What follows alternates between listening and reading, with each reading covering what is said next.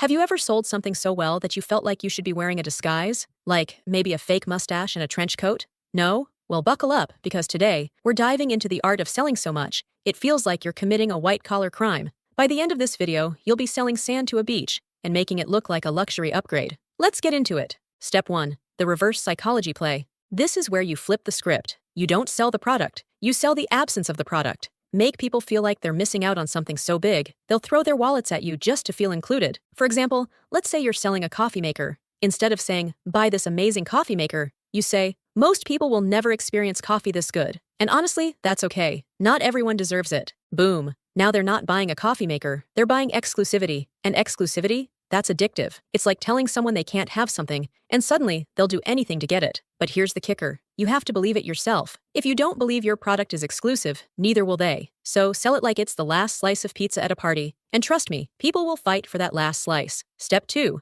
The I'm doing you a favor gambit. People don't like being sold to, but they love being helped. Position yourself as the hero, not the salesperson. Say you're selling a fitness program. Instead of saying, this program will change your life, you say, look, I don't even know if you're ready for this. It's intense, but if you're serious about transforming your life, I'll guide you, just this once. Now they're not buying a program, they're buying your approval. And trust me, people will pay a lot for that. This works because it flips the power dynamic. You're not begging them to buy, you're offering them a rare opportunity. And when something feels rare, it feels valuable. So, sell like you're doing them a favor, and watch the magic happen. Step 3. The poker face close. Here's where things get spicy. When it's time to close the deal, shut up. That's right. Silence is your secret weapon. After you've pitched, stop talking. Let the silence hang in the air like a bad smell. The first person to speak loses. And spoiler alert, it's not going to be you. They'll start justifying why they need your product. Well, I guess I could use a new vacuum cleaner. And just like that, you flip the script. They're selling themselves. This works because people hate awkward silences.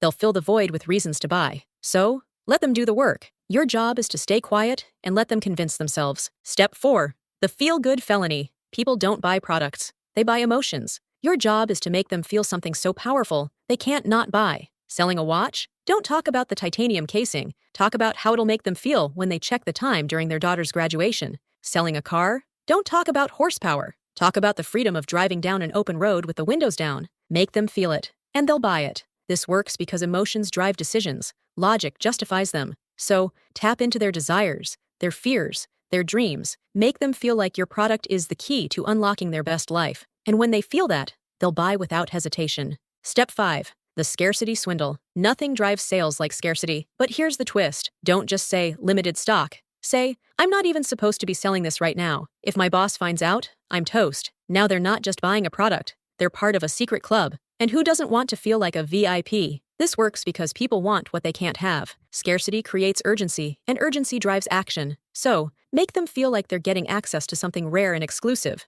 And watch the sales roll in. Remember, selling isn't about pushing products. It's about pulling people into a story where they're the hero, and your product is the magic sword they need to slay the dragon. So go out there and sell like your life depends on it. Just, maybe keep a lawyer on speed dial.